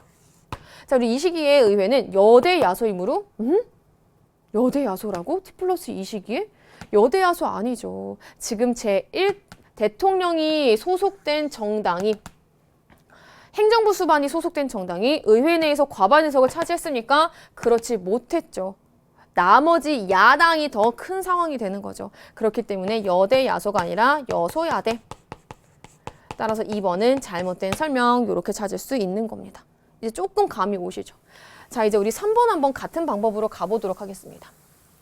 T 플러스 3시기에 국가원수와 행정부 수반이 동일이래. 그럼 어떤 상황? 대통령제의 상황. 자, 생각해보세요. T 플러스 3시기가 대통령제야. 근데 T 플러스 1시기는 대통령제를 우리가 고정을 시켜놨어. 이해됐어요, 여기까지? 자, 그렇다면 T 플러스 2시기는 의원 내각제가 될 수 있을까 없을까? 없어. 왜? 변경 한 번에 때문에. 이렇게 쓰는 순간 변경이 2번 되는 거잖아요. 그렇기 때문에 여기가 대통령제가 되는 겁니다. 근데 변경이 한 번 되었대. T부터 T 플러스 3까지. 그럼 변경이 한 번 이루어지는 T시기가 바로 의원 내각제가 되는 거겠죠. 이해되셨죠, 여기까지? 우리 이거 사실 수능 특강을 통해서 많이 연습한 건데. 그런 건데. 되셨나요? 자, 우리 T시기에는요, 의원 내각제요. 의회 의원이 강요를 겸직할 수 있다. 구름다리 있다. 3번 잘못된 설명. 되셨죠? 자, 이제 우리 마찬가지 방법으로 4번 또 가보도록 하겠습니다. T 플러스 2시기에 내각이 의회 해상권을 가진다면 의원 내각제에 해당하는 설명이네요. 여기가 의원 내각제. T 플러스 시기는 대통령제. 그러면은 한 번 변경되었네. 그러면은 의원 내각제, 대통령제. 선생님, T시기가 의원 내각제 될 수도 있잖아요. 근데 그러면은 2번 변경하게 되는 거잖아. 그래서 우리 맞춘 조건에 맞지 않는 거죠. 따라서 T시기는 대통령제가 되는 거겠죠. 가보자. T 플러스 3시기는요. 의원 내각제에 해당하는 설명입니다. 행정부 수반과 달리 T시기에 행정부 수반은 법률안 거부권을 가진다. 의원 내각제에서 법률안 거부권이 있습니까? 아니요. 견제수단에 해당되지 않습니다. 반면에 T시기인 대통령제에서 행정부 수반은 법률안 거부권으로 입법부를 견제할 수 있었죠. 따라서 정답 몇 번? 4번 끝. 마지막 5번 보도록 하겠습니다.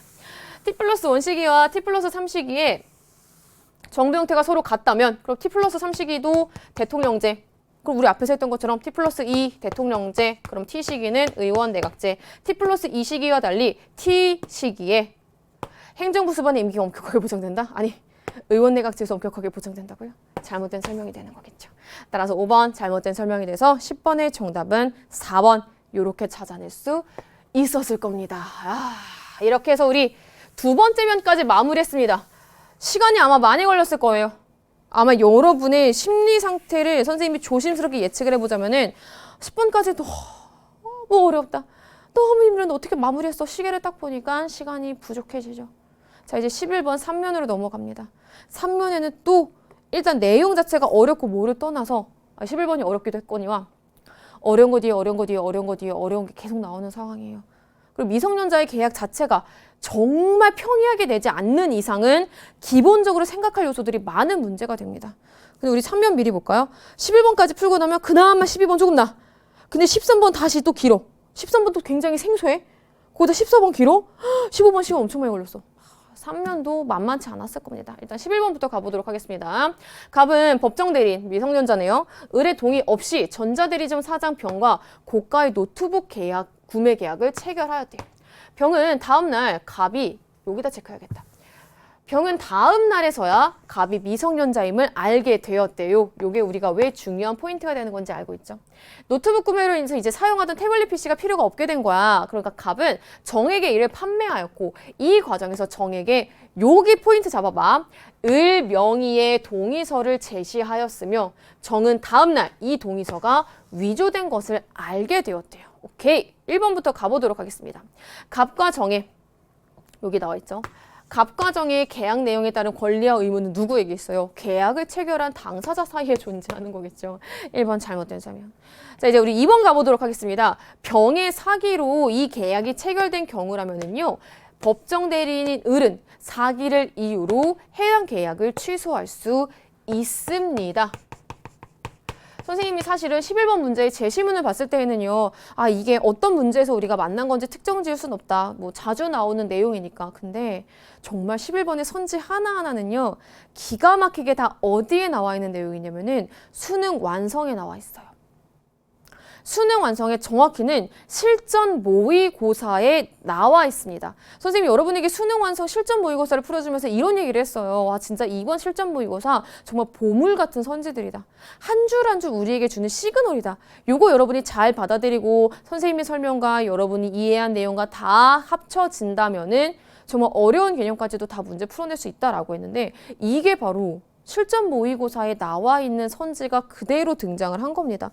정확히는 수능 완성 실전 모의고사 4회야. 내가 찾아봤어. 찾아봤어. 실전 모의고사에 나오는 내용입니다. 이 선지 자체가. 됐어요? 따라서 2번 잘못된 설명. 자, 이제 우리 3번 가보도록 하겠습니다. 3번도 이견이 많았어요. 일단 정답이 3번이죠.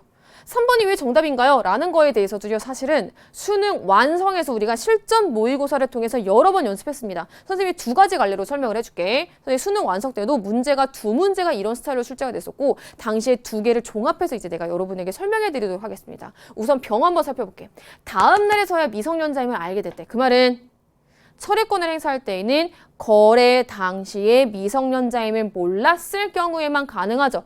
미성년자 측의 추인이 있기 전에 철회를 할 수 있다. 대신에 거래 당시에 미성년자임을 몰랐을 경우에 거래 당시에는 미성년자임을 몰랐습니다. 따라서 병은 철회권을 행사할 수 있습니다. 됐어요? 반면에 정은요. 내가 두 가지 케이스를 한번 설명을 해볼게. 일단 여기가 우리 수능 완성에 선생님이 해설할 때 그대로 해줬던 내용이야.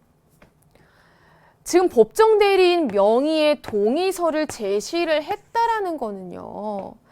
왜 제시했겠어요? 미성년자니까 제시를 했겠죠. 일단은 물론 뒤에 위조된 상황이긴 했지만 어쨌거나 이렇게 여기에 동의서, 부모님 동의서 있어요 라고 제시했다라는 거는요. 저는 미성년자예요 라고 하는 거를 담고 있는 거겠죠. 미성년자가 아니라면 이 동의서를 제시할 의미가 없는 거잖아요. 그 말은 거래 당시에 이 과정에서 여기 잘 봐. 그래서 이렇게 다 출제자들이 막아둔 거야. 판매하는 과정에서 정에게 을 명의의 동의서를 제시했다라는 거는 정 입장에서는 이 갑이 미성년자이구나 라는 걸 알 수 있었다라는 거죠. 이해되셨어요? 미성년자임을 알았기 때문에 정은 철회권 행사할 수 없습니다. 되셨어요? 이렇게 파악하셔도 되고요. 뒤쪽으로 봐도 돼요. 정은 다음날 동의서가 위조된 걸 알았대요.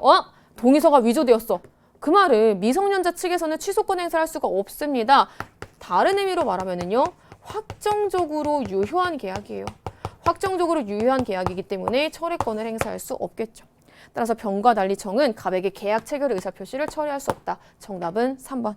어떤 방향으로 여러분이 생각을 하더라도 정답은 3번으로 굳건합니다. 몇 번, 이거 언제 했다고? 수능 완성 실전 모의고사에서. 근데 실전 모의고사 5회분밖에 안 되지만 내가 제시문 하나하나가 선지 하나하나가 기가 막히게 다 얘들아 이거 꼼꼼하게 봐야 된다라고 계속 강조했는데 이렇게 나왔어요. 소름. 정말. 그래서 우리 연계교제를 소홀히 하지 말자라는 게 또 여기서 반증이 되는 거죠. 연계교제는 정말 한 줄 한 줄이 선생님이 뒤에 이제 12번에서도 여러분에게 설명해드리겠지만 정말 한 줄 한 줄이 우리에게 주는 시그널이 굉장히 많은 겁니다. 정리되셨죠? 따라서 11번에 옳은 것은 정답 3번이었고요. 이제 4번, 5번도 맞아봅시다. 이제 어렵진 않죠. 병이 을에게 요것도 인과관계 잘 봐. 선생님이 작년 수능부터 인과관계, 전후관계랑 관련돼서 여러분의 법적 사고력을 묻는다라고 했는데 그 문제들이 등장합니다. 병이 을에게 확답을 촉구해야지 을이 갑과 병의 계약을 추인할 수 있는 거예요. 확실하게 답해 라고 촉구하는 건 뭘 하라는 거예요? 취소할 거야, 취소하지 않을 거야 라는 걸 촉구하는 건데 이걸 해야지 할 수 있는 상황은 아니죠.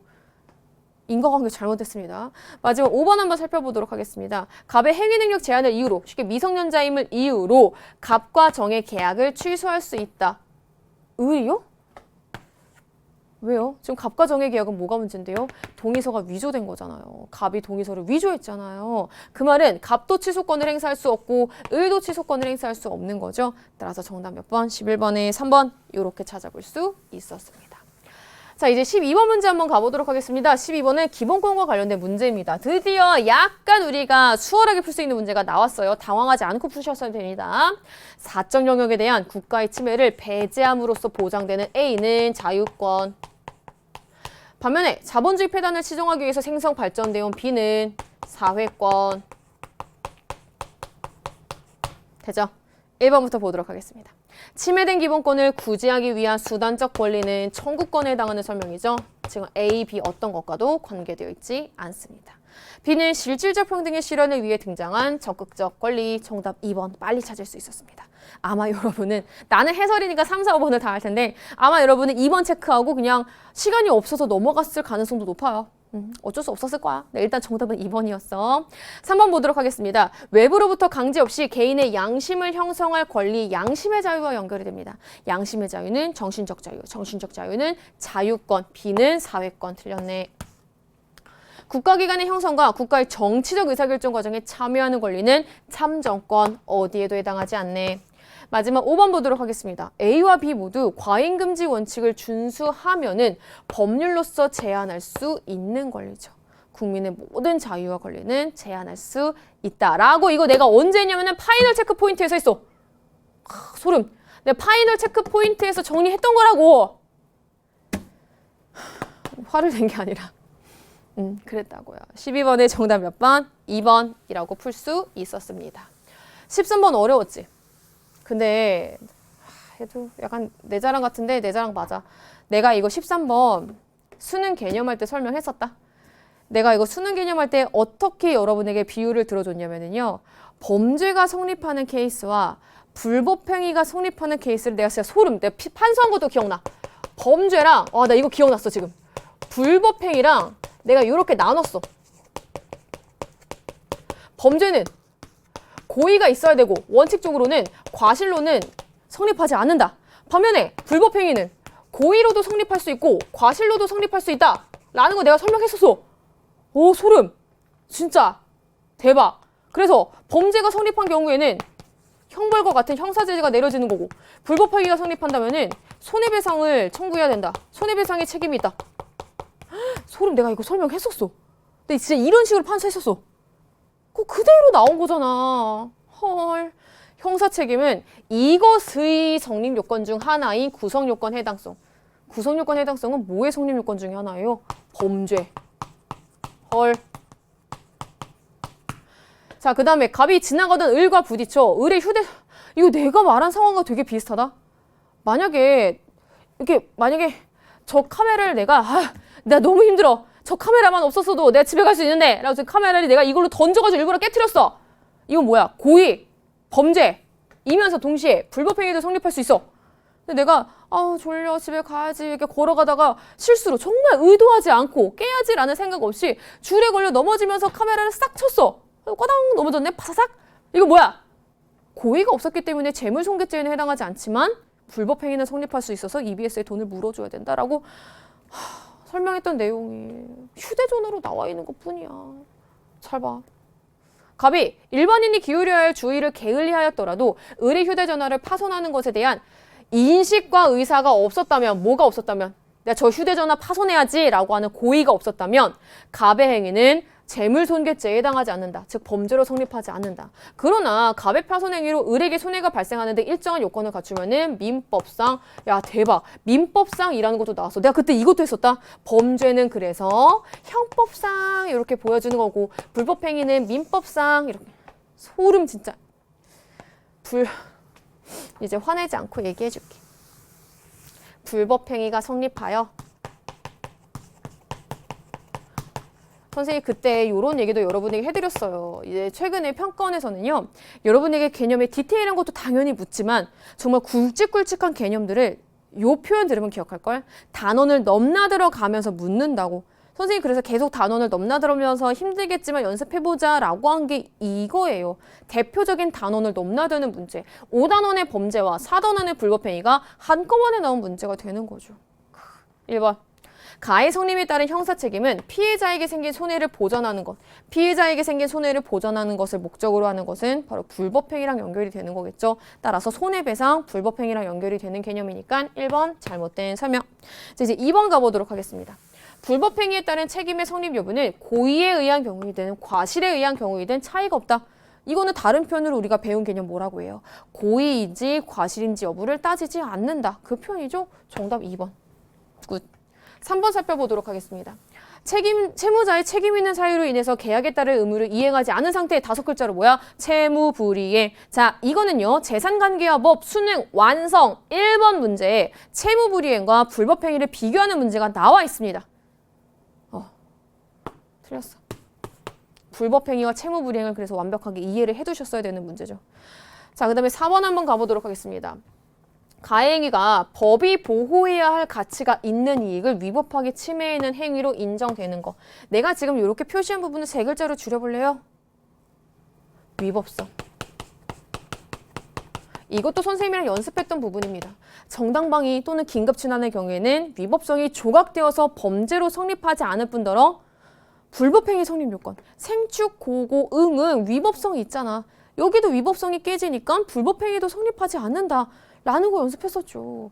따라서 둘 다 위법성을 전제 조건으로 하는 거니까 4번 잘못된 설명이 되는 거겠죠. 자, 우리 마지막 5번 가보도록 하겠습니다. 갑의 행위가 이것도 인과관계 전후 상황이야. 범죄로 성립한다는 판결이 확정되어야지만 배상명령 제도를 통해서 손해배상을 신청할 수 있는 거 아니죠.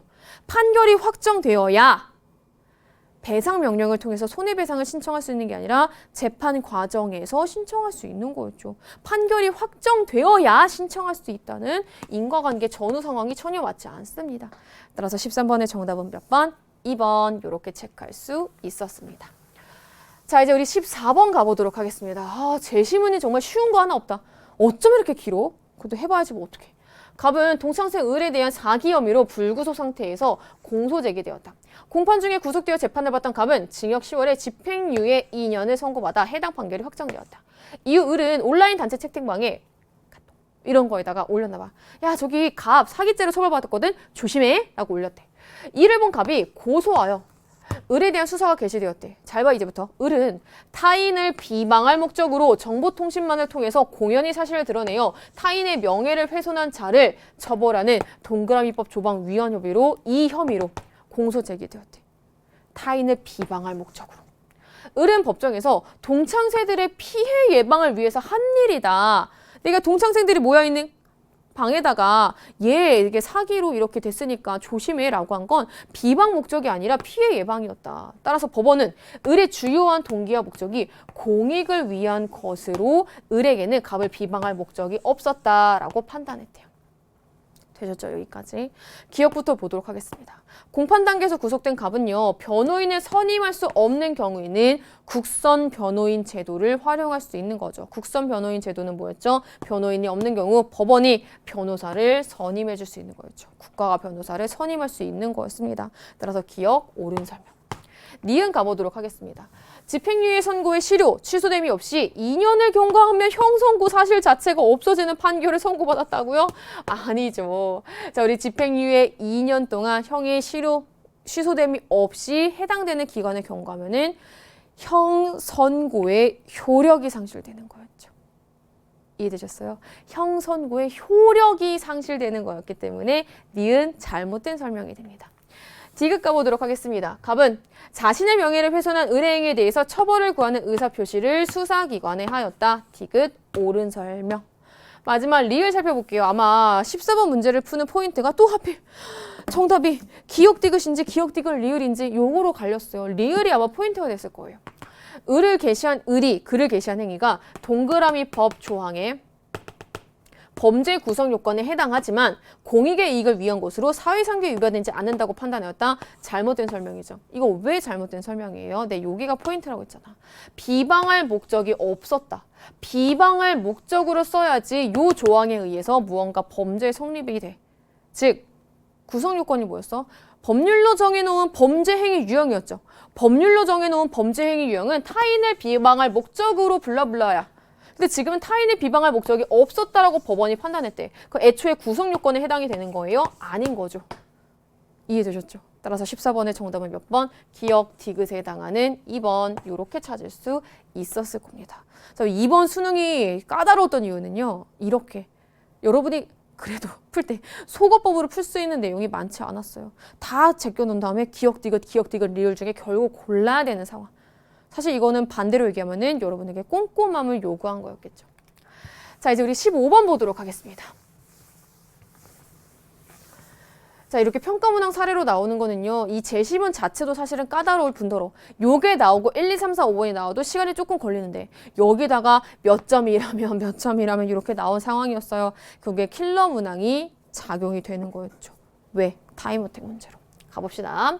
갑과 을은 법률상 혼인하였고 적법한 절차를 거쳐 A를 친양자가 아닌 양자로 입양하였다. 여기 포인트. 갑과 을은 협의상 이혼하였고 A는 갑이 양육하기로 하였다. 병은 정과의 혼인 중 B를 출산하였고 정과 재판상 이혼한 뒤 병과 정이 재판상 이혼한 거야. 병과 정은 재판상 이혼한 뒤 B를 홀로 양육하였다. 누가? 병이. 이후 갑과 병은 혼인하였고 적법한 절차를 거쳐 갑은 누구를? B를 친양자로 입양했대요. B는 어쨌거나 병과는 친자관계가 형성되어 있죠. 왜? 병이 B를 출산하였으니까. 그렇기 때문에 갑이 B를 지금 어떻게 한 상황? 친양자로 입양한 상황이에요. 이후 갑과 병 사이에서 C가 태어났고 갑과 병은 미성년자인 A, B, C와 함께 살고 있는 상황이다 라고 되어 있어요. 여기까지 정리되셨어요? 선생님 A 잘못 쓰셨어요. A를 왜 여기다가 쓰지 않으셨나요? 다 이유가 있단다. 되셨죠? 자, 이제부터 밑에 있는 상황 또 한번 살펴보도록 하겠습니다. 아직 가는 뭐가 들어갈지 몰라. 두 번째 상황 보도록 할게요. B는 입양으로 인해 정과의 친자관계가 종료된다. 친양자 입양이기 때문에 정과의 관계는, 친자관계는 종료되는 거겠죠. 요거는 일단은 옳은 설명이야. 아직 나이는 근데 어떤 답변이 들어갈지 모르겠어. 갑과 을이 유언 없이 동시에 사망한다면은 A는 갑의 상속인이 되고 여기까지는 옳은 설명. 을의 상속인도 되는 거죠. 왜? 아니 지금 이혼을 했지만 친자관계가 끊어질 만한 다른 사유는 없잖아요. 이해되셨어요? 여기까지? 됐어요? 아니 지금 예를 들면 뭐 병이 친양자 입양을 했다 뭐 이런 내용도 없습니다. 그 말은 여전히 을과 A는 친자 관계로 묶여 있는 거예요. 따라서 갑과 을이 동시에 사망한 경우에 A는 갑과 을 둘 모두의 상속인이 될 수 있는 겁니다. 요 전체적인 내용은 잘못된 설명이에요. 그래서 아니오라고 썼기 때문에 마지막에 대해서는 1점을 얻어갈 수 있는 겁니다. 되셨죠? 아직 마지막은 모르겠습니다. 이제 1번부터 보도록 하겠습니다. 갑과 을의 이혼은 요거 많이 헷갈렸을걸. 가정법원의 이혼 의사 확인을 받고 이후에 이혼 숙려 기간을 거쳐야 성립한다. 지금 내가 표시한 부분은 옳은 설명이에요? 잘못된 설명이에요? 잘못된 설명이에요. 왜 잘못된 설명이야? 선생님 맞잖아요. 이혼 숙려 기간, 이혼 의사 확인. 이제 요즘 포인트 뭐라 그랬어? 전후관계, 인과관계라고 했었죠. 이혼 의사 확인을 받아야 이혼 숙려 기간을 거치는 거야? 이혼 의사 확인 신청을 하고 이혼 숙려 기간을 거친 다음에 이혼 의사 확인을 받고 이혼 신고를 하는 거잖아. 전후 관계가 맞지 않죠. 그러니까 이 부분은 지금 잘못된 설명이야. 가에 만약에 요 내용이 들어갔어. 근데 아니오라고 썼어. 몇 점이야? 1점. 맞았잖아. 잘못된 설명인데 아니오라고 썼으니까 1점이야. 그리고 나의 얘가 들어간다면은 옳은 설명의 얘니까 1점이야. 그럼 다에는 몇 점이 되는 거야? 1점, 1점, 1점을 더해서 3점이 되는 거겠죠. 총. 따라서 1번 잘못된 설명.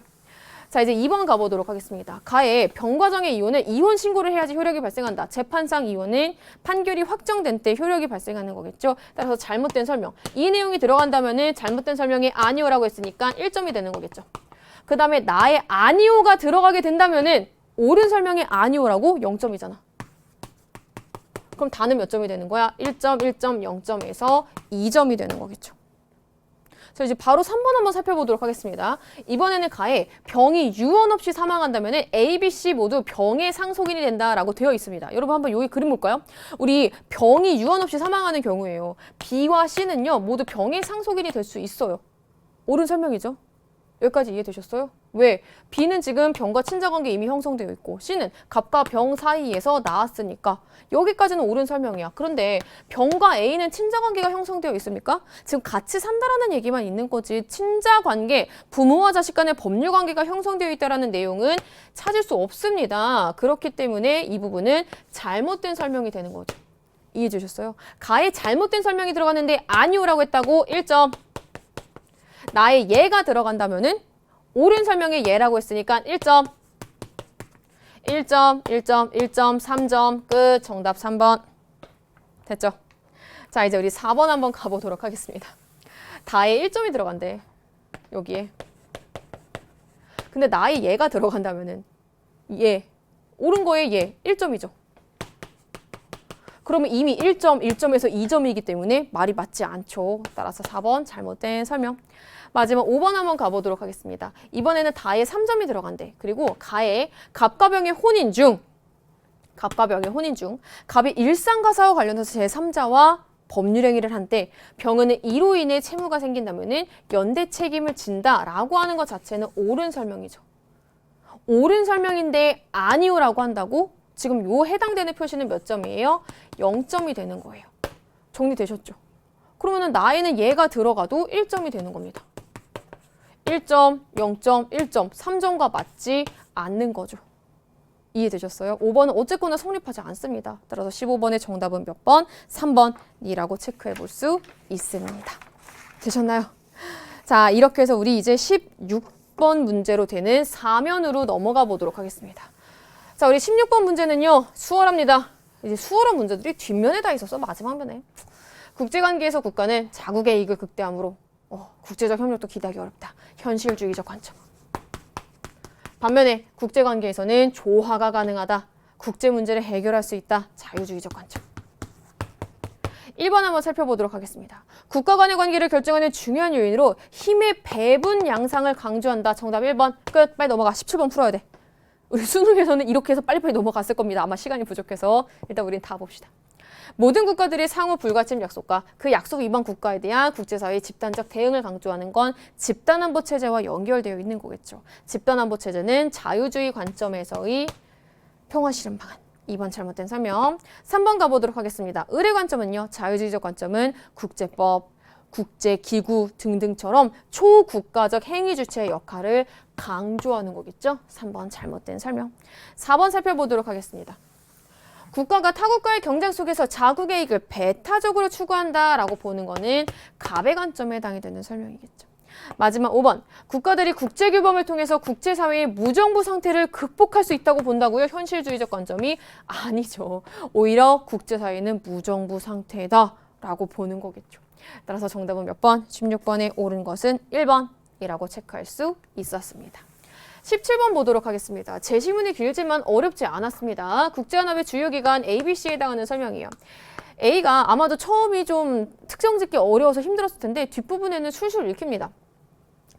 B는 A의 요청 없이는 뭐 어떤 권고도 하지 않아야 된다. 그러나 A가 논의를 진행 중인 사안에 대해서 모든 회원국으로 구성된 B가 이렇게 힌트를 준다 그랬죠. 그럼 B는 어디? 총회. 이에 대해 국제연합의 사법기관인 C, C는 어디가 되는 거예요? 국제사법재판소. 그럼 A는 어디가 되는 거야? 안전보장이사회. 됐다. 가봅시다. 동그라미 1번. B에서 절차 사항을 제외한 모든 사항은 9개국 이사국 찬성의 투표로 결정한다고? 말이 안 돼. 지금 B는 국제연합 총회잖아. 1번 잘못된 설명. 2번 가보도록 하겠습니다. 국제사회 일반적 관행이 법적 확신을 얻은 국제규범, 국제관습법, 국제사법재판소에서 재판규범이 될 수 있죠. 성문화가 되어야만 이 부분 잘못된 설명. 3번 넘어가 보도록 하겠습니다. 국제사회에서 발생한 법적 분쟁에 대해 이해관계가 있더라도 개인은 국제사법재판소의 재판에서 소송 당사자가 될 수 없다. 오로지 누구만? 국가 간의 분쟁만 가능. 이거 우리 하도 많이 강조한 내용. 정답 어렵지 않게 3번. 4번 보도록 하겠습니다. 국제평화와 안보에 대한 1차적 책임을 지며 군사적 제재 규칙을 결정할 수 있는 권한 안전보장 이사회가 갖고 있는 거였죠. A와 달리 잘못된 설명. 5번 살펴보도록 하겠습니다. 주권평등의 원칙에 따라 각 국가가 1표씩? 한 표씩 투표권을 행사하는 것은 총회에 해당하는 설명이었죠. B와 달리 잘못된 설명. 따라서 17번에 옳은 것은 정답 3번이라고 어렵지 않게 풀 수 있었습니다. 세상에 수월한 문제들이 뒷면에 다 있네. 18번 문제 보도록 하겠습니다. 개인의 자기결정권을 근거로 하는 A는 국가의 개입 없이 당사자 간의 자율적인 의사에 맡겨야 한다. 민법의 기본 원칙 중에 계약 자유의 원칙. 하지만 거래관계로 인해서 불평등한 지위에 놓인 계약을 보호할 필요성이 제기되면서 등장한 B는 계약 공정의 원칙. 1번 가보도록 하겠습니다. 개인 간 자유로운 의사표시 합치에 의한 계약은 그냥 당사자를 구속한다. 당사자 사이에서 가장 중요한 건 뭐야? 서로의 의사표시에 의한 내용이다. 계약 자유 원칙이다. 정답 1번 끝. 빨리 넘어가서 19번 풀어. 수능에서는 아주 우린 다 보자. 국가가 사용자에게 근로자의 적정한 임금을 보장하도록 강제하는 근거가 되는 것은 계약 공정의 원칙과 조금 더 어울릴 수 있겠죠. 왜요? 지금 계약의 내용을 너무 자유롭게 풀다 보면은 상대적으로 불리한 입장이, 아니 근로계약도 계약이잖아. 상대적으로 약자의 입장인 근로자 입장에서는 제대로 된 임금을 못 받을 수 있잖아요. 따라서 여기에 일정 부분 개입하는 것은 계약 공정의 원칙과 연결시킬 수 있을 겁니다. 일단 어쨌거나 A는 해당되지 않는 설명이 되는 거겠죠. 3번 보도록 하겠습니다. 사회질서에 반하는 내용의 법률행위는 계약 공정의 원칙에 따르면은 효력이 없습니다. 4번 살펴보도록 하겠습니다. 경제적 약자에 대한 경제적 강자의 부당한 대우를 정당화한다라는 비판을 받는 것은 계약 자유의 원칙이었죠. 마지막 5번.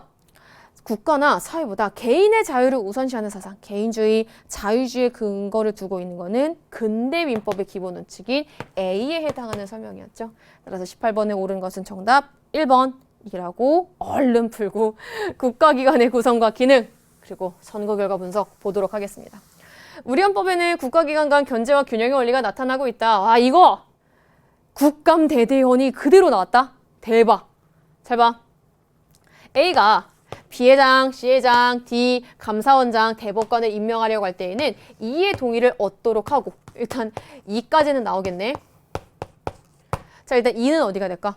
감사원장, 대법관을 임명할 때 국회 동의를 얻어야 돼요. 그리고 A가 임명해, 대법관, 감사원장을. 그러면 A는 누구야? 대통령. 됐네. 자, 그 다음에 우리 한번 헷갈리니까 쓴 다음에 나눠볼까? 국감대대헌의 경우가 국회 동의를 얻어서 대통령이 임명하는 국가기관이야. 이 중에서 감사원장 나와 있고 대법관 나와 있습니다. 그럼 나머지 한번 맞춰보도록 할게요. 국무위원 임명 시 누구의 제청이 있어야 돼? 국무위원은 국무총리의 제청으로. 그렇죠. 그럼 D는 국무총리. 국무총리 지우고.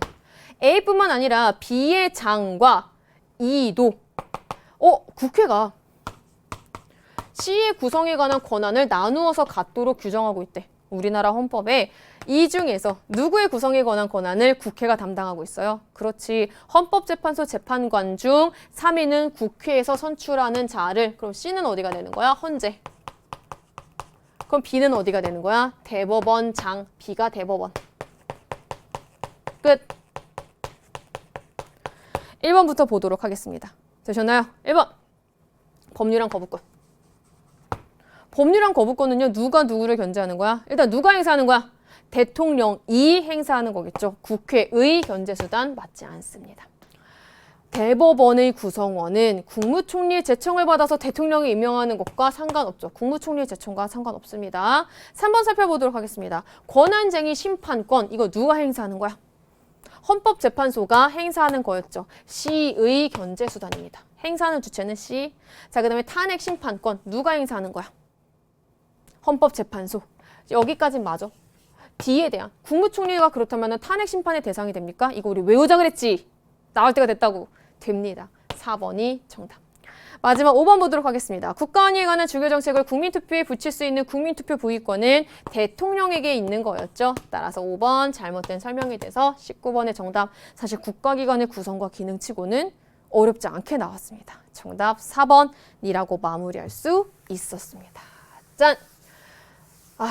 선거 결과 분석 볼 건데 어렵지 않았어요. 우리 풀던 것 중 수월했어. 9월 선거 결과 분석보다 훨씬 더 수월했어. 하지만 여러분이 20번을 굉장히 어려워했을 이유는 시간이 모자랐을 겁니다. 우리 그거 한번 살펴보면서 보도록 하겠습니다. 갑국의 의회는 단순 다수제로 선출되는 지역구 의원 10명, 비례대표 의원 10명으로 구성되며 유권자는 지역구 의원을 선출하기 위해서 이렇게 따로따로 행사한다. 비례대표 의석은 정당 투표 득표율에 비례대표 총 의석수를 곱해서 산출된 수의 정수만큼 우리 알고 있는 거.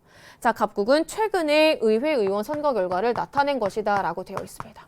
자, 지금 선거구가 10개입니다. 근데 지역구 의원은 몇 명입니까? 짜자잔, 10명입니다. 그러면은 그렇죠. 나와 있는 대로 하나의 선거구에서 1등, 한 명의 대표가 선출되는 거겠죠. 여기는 지금 단위는 모두 다 표입니다. 그럼 우리가 제일 먼저 해봐야 되는 건 뭐예요? 1등을 찾아봅시다. 1등을 찾아봅시다.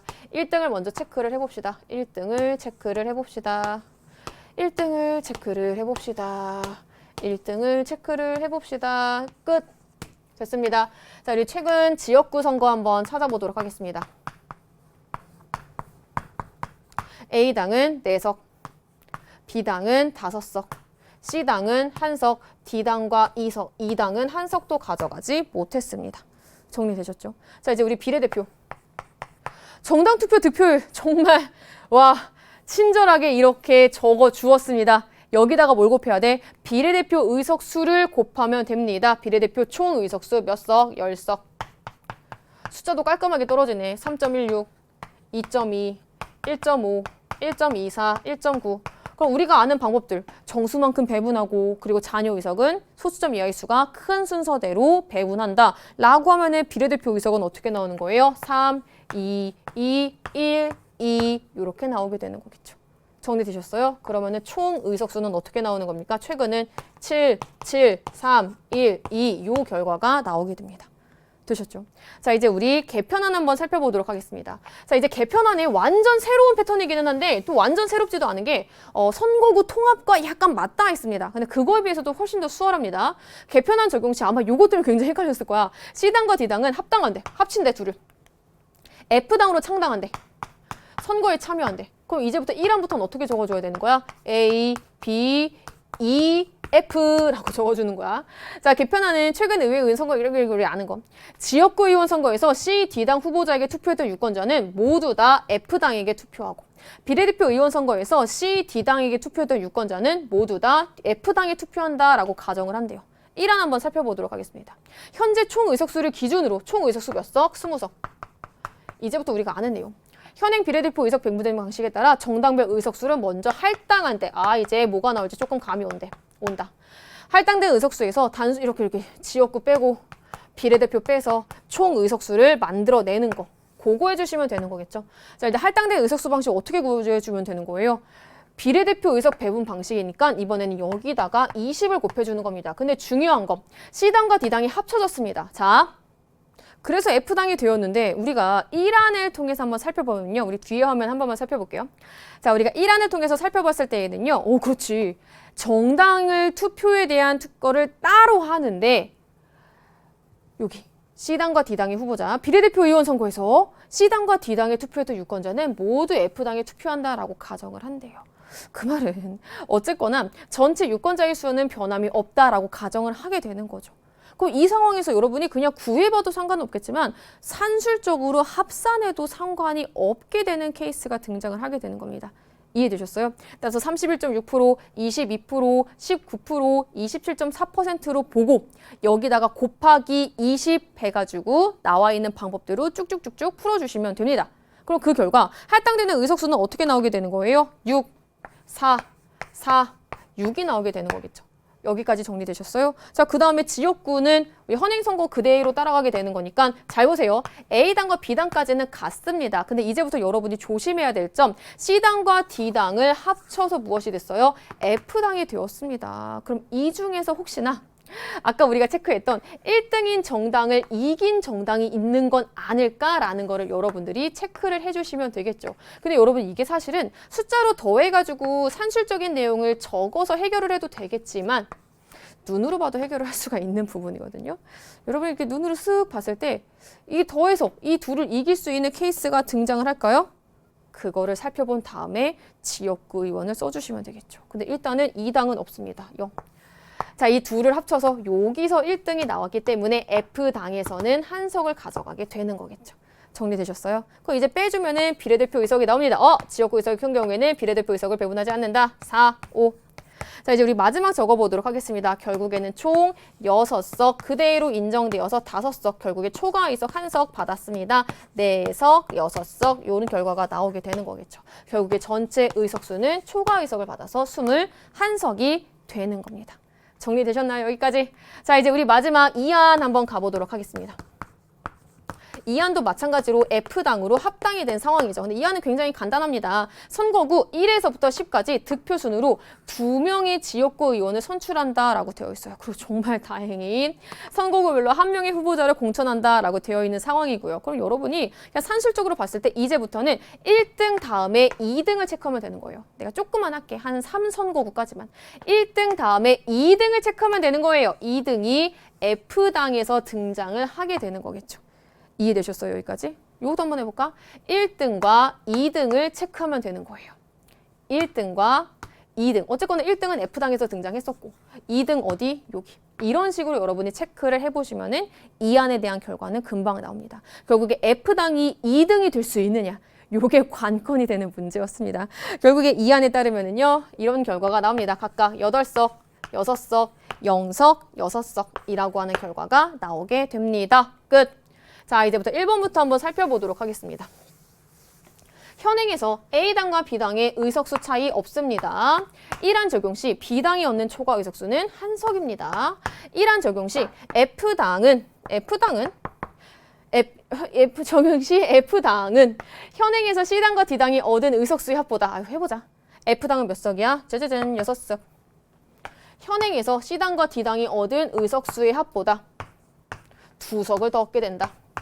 4번에 체크했으면 조금 속상해. 기껏 다 구해놓고. 1안 적용 시와 2안 적용 시 F당의 총 의석률은 동일하다. F당 어차피 6석. 2안 적용 시에도 우리가 거꾸로 살펴보면은 F당은 6석이었어요. 6석, 여기 6석. 의석률 동일하다라고 하면 안 돼. 왜? 자, 우리 1안의 경우에는 총 의석수가 추가 의석으로 인해서 21석이 됐던 거였죠. 2안의 경우에는 20석이었고요. 전체 의석수가 다르기 때문에 의석률은 당연히 다르게 나오겠죠. 마지막 5번 살펴보도록 하겠습니다. 2안 적용 시 A당과 2당의 의석수 차이는요. A당과 2당의 의석수 차이는 8석입니다. 그대로 적어. 1안 적용 시 A당과 2당의 의석수 차이. A당과 2당의 의석수 차이 2석. 의 4배이다. 정답 5번. 끝. 이렇게 해서 우리 5번 문제까지 마무리할 수, 20번에 정답 5번까지 마무리할 수 있었습니다. 어땠어요? 그러니까 사실 20번 선거 결과 분석 문제도요. 우리가 풀었던 패턴처럼 풀 수 있었습니다. 합당이 말이 합당이지 결국에는 요거를 합치는 약간 선거구 통합 문제와 맞닿아 있었던 부분이었습니다. 하지만 까다로웠던 문제도 많았을 거고요. 여러분 좀 생소하고 힘들었을 거예요.